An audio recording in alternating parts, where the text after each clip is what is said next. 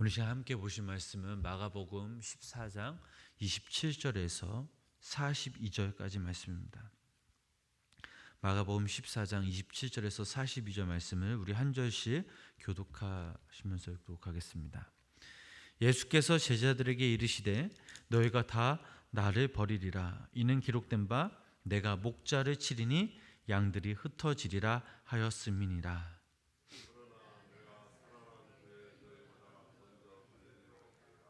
베드로가 여짜오되 다 버릴지라도 나는 그리하지 않겠나이다.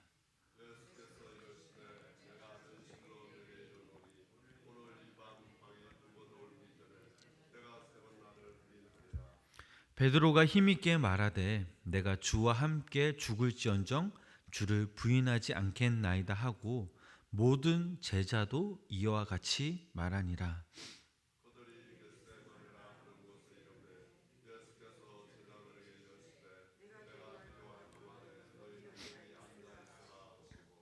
베드로와 야고보와 요한을 데리고 가시세 심히 놀라시며 슬퍼하사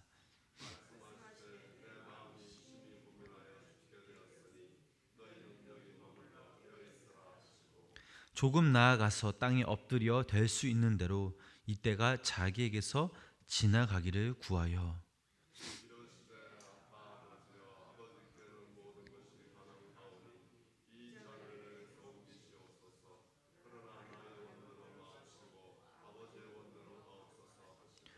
돌아오사 제자들이 자는 것을 보시고 베드로에게 말씀하시되 시몬아 자느냐 네가 1시간도 깨어 있을 수 없더냐.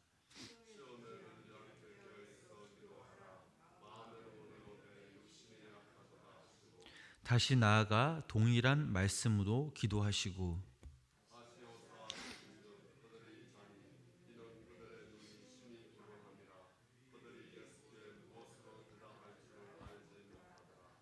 세 번째 오사 그들에게 이르시되 이제는 자고 쉬라. 그만 되었다. 때가 왔도다. 보라 인자가 죄인의 손에 팔리느니라. 일어나라 함께 가자. 보라 나를 파는 자가 가까이 왔느니라. 아멘. 오늘도 이 새벽 주님의 전에 모인 우리 성도님들에게 하나님의 귀한 사랑이 함께 하시길 주님의 이름으로 간절히 축원합니다. 이스라엘은 출애굽 이후 무교절 첫날에는 출애굽을 기념하는 행사의 일환으로 온 집안 식구가 함께 모여서 유월절 식사, 즉 양고기와 또 쓴나물과 무교병으로 식사를 합니다. 예수님께서는 잡히시기 전날 밤에 유월절 식사를 성만찬 예식으로 바꾸어 제정하심으로써 이제 바로 눈앞에 닥친 그 결정적인 구원을 알리시고 또 제자들을 이 구원에 참여하게 하셨습니다. 마지막 만찬을 마친 후 예수님은 제자들과 함께 감람산으로 가셨습니다. 가시는 중에 예수님은 제자들에게 스가랴 13장 7절 말씀에 근거하여서 조금 후에 제자들이 다 흩어져 도망갈 것이라 라고 말씀하시며 동시에 그러나 내가 살아난 후에 너희보다 먼저 갈릴리로 가리라 라고 말씀하셨습니다. 예수님께서는 마지막 만찬을 성만찬으로 바꾸어 제정하셨던 것이 사람들의 구원을 위해 자신이 피 흘려 죽어야 하는 것을 밝히기 위하심이었습니다. 그러나 지금 감람산으로 향하는 제자들의 마음은 얼마나 비장하겠습니까? 그 비장함 때문이었는지 성격 급하기로 유명한 이 베드로가 예수님의 말씀이 마치자마자 곧바로 남들이 다 그럴지언정 자신만은 도망하지 않겠다라고 호언장담합니다. 이러한 베드로의 답변에 예수님께서는 얼마나 든든하셨는지 모릅니다. 그러나 예수님께서는 아니 너는 이 밤이 닭이 2번 울기 전에 즉 아침이 되기 전에 나를 부인할 것이라 라고 말씀하셨습니다. 이번에는 베드로뿐만 아니라 모든 제자들이 내가 주와 함께 죽을지언정 주님을 부인하지 않겠습니다 라고 이구동성으로 외칩니다. 그러나 이들의 호언 장담에도 불구하고 그들은 예수님이 로마군에 잡히자 걸음아 나 살려라 도망쳤고, 남아있던 베드로는 예수님을 부인하다 못해 저주하였음을 우리는 잘 알고 있습니다. 예수님이 잡혀가셔서 고난 끝에 십자가에서 비참하게 돌아가셨다는 그 소식을 들은 제자들의 그 심정이 어떻겠습니까? 특히 그토록 의기양양했던 베드로는 자신의 행동에 대한 후회와 낙담, 그리고 좌절감에 아마 빠져 있었을 것입니다. 예수님은 이성적이고 계산적이었던 유다를 불쌍히 여기셨고, 또 감성적이었던 제자들을 꾸짖거나 내치지도 않으시고, 자신을 배반하고 부인하며 저주했던 그 제자들에게 직접 찾아오셔서 그들을 위로해 주시고 회복해 주신 그 장면을 우리는 잘 알고 있습니다. 오늘 말씀 통해 우리가 알 수 있는 것이 무엇입니까? 신앙은 감성과 이성이 잘 조화를 이루어야 한다라는 것입니다. 즉 감성에 치우칠 경우 오늘 본문에 나오는 호언 장담하는 베드로처럼 되기가 쉽다라는 것입니다. 또한 이성에 치우칠 경우 돈 몇 푼에 예수님을 판 그 가룟 유다와 동일한 우리는 범할 수가 있습니다.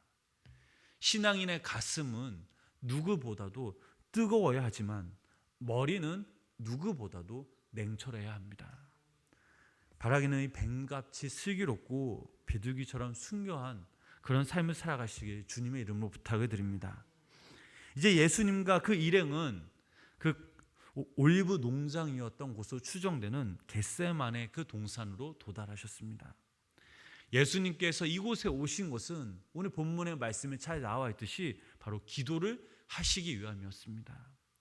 겟세마네란 기름 짜는 틀이라는 아람어 갓세마네의 음역입니다. 겟세마네의 의미처럼 예수님께서는 이곳에서 쥐어짜듯이 사력을 다해 누가복음의 표현대로 땀이 땅에 떨어지는 피방울 같이 되기까지 기도하셨습니다. 우리는 겟세마네에서 기도하시는 그 우리가 예수님의 모습을 우리는 잘 알 수 있습니다. 본문 34절 말씀 보면 이런 말씀이 있습니다. 우리 함께 읽어보시겠습니다. 말씀하시되 내 마음이 심히 고민하여 죽게 되었으니 너희는 여기 머물러 깨어 있으라 하시고. 아멘. 말씀하시되 내 마음이 심히 고민하여 죽게 되었으니 라며 제자들에게 함께 기도해 달라고 간청하는 나약하고 연약한 그런 인간의 모습, 그 예수님의 모습이 나옵니다. 우리는 이 모습을 통해 예수님을 인간적인 어찌 보면 당혹스러운 모습을 우리가 볼 수 있습니다. 바로 얼마 전에 제자들에게 최후의 만찬을 통해서 자신의 죽음을 담대하게 선포하셨던 예수님이셨기에 더 그렇습니다.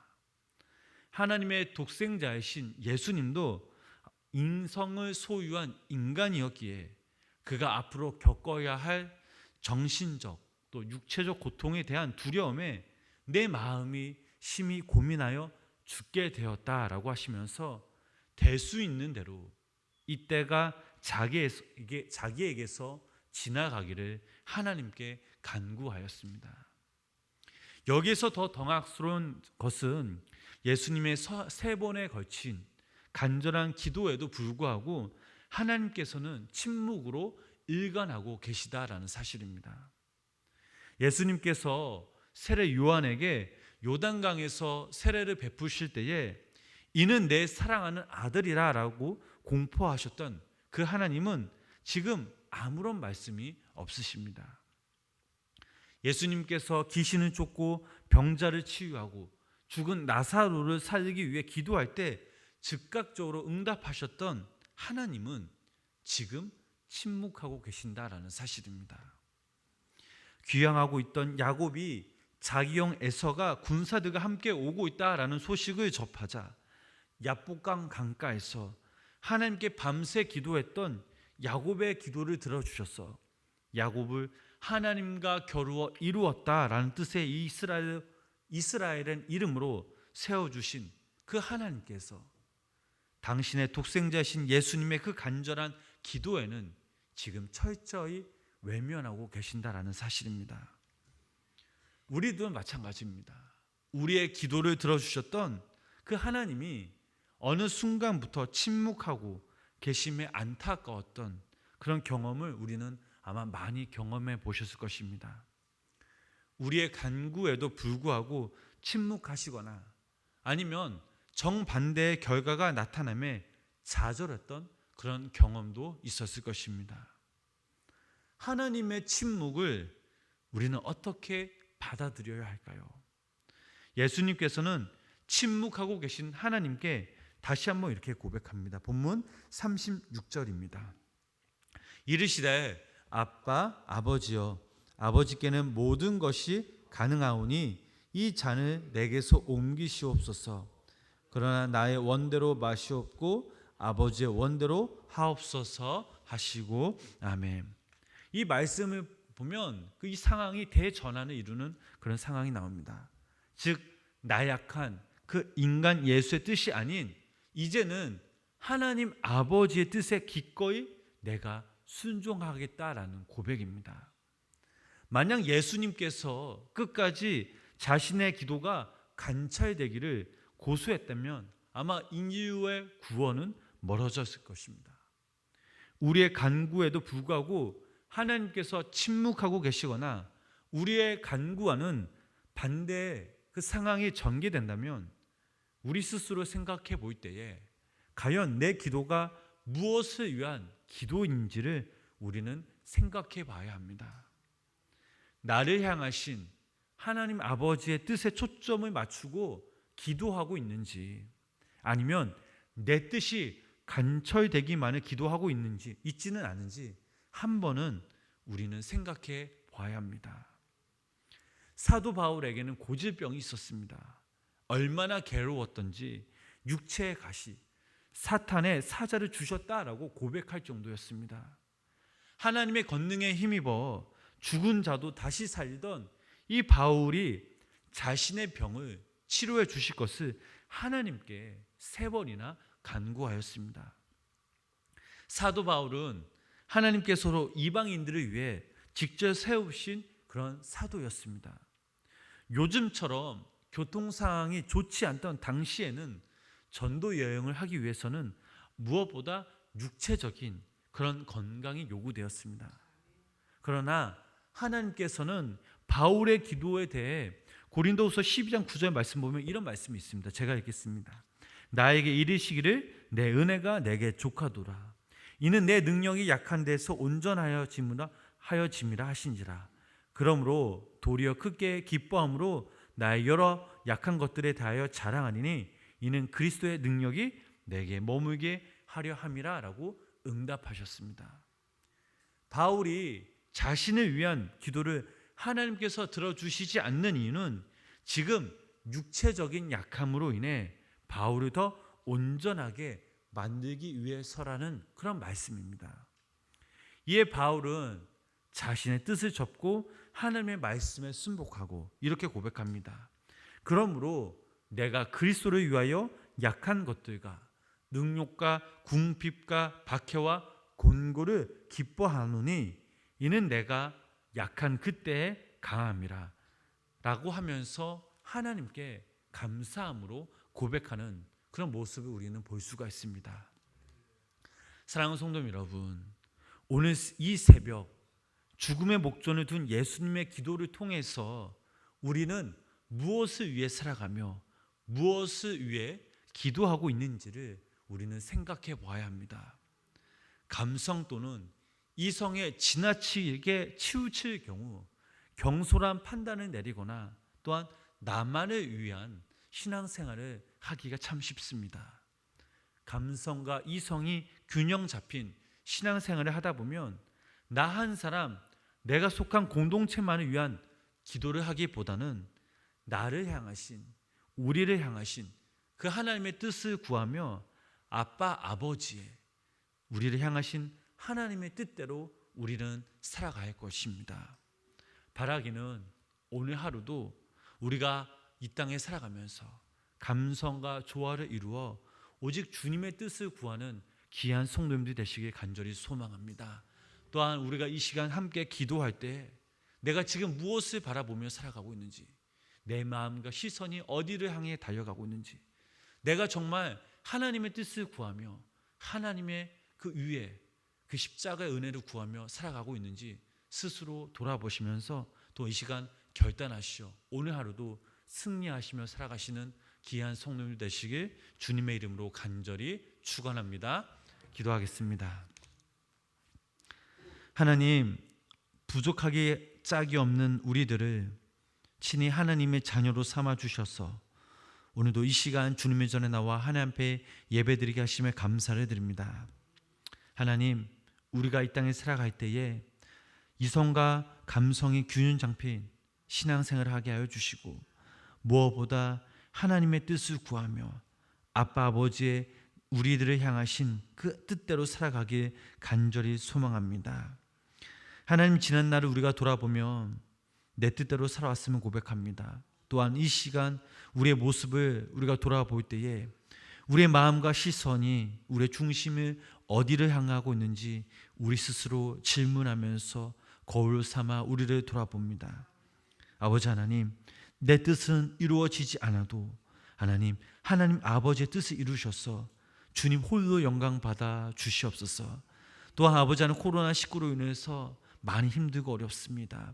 교회적으로나 사회적으로나 국가적으로 많이 힘들고 어려운 이 시국 속에 하나님, 우리가 어떻게 이 시국에 헤쳐나가야 될지 답답하고 염려가 되는 상황이지만, 그러나 무엇보다 우리가 하나님께 먼저 간절한 마음으로 하나님 이 나라와 이 민족을 위해서, 교회를 위해서, 또 우리의 회사와 우리의 가정을 위해서 함께 기도할 수 있는 귀한 신앙인들이 되게 하여 주시옵소서. 아버지 하나님, 오늘 하루도 주님의 것임을 고백하며 하나님 최선을 다해서 주님만 영광 돌며 하나님 우리가 우리의 뜻을 살아가는 것이 아니라 하나님의 뜻대로 말씀대로 순종하면서 믿음대로 살아가는 우리 귀한 성도님들 되게 하여 주시옵소서. 예수님의 이름으로 간절히 기도드렸습니다. 아멘.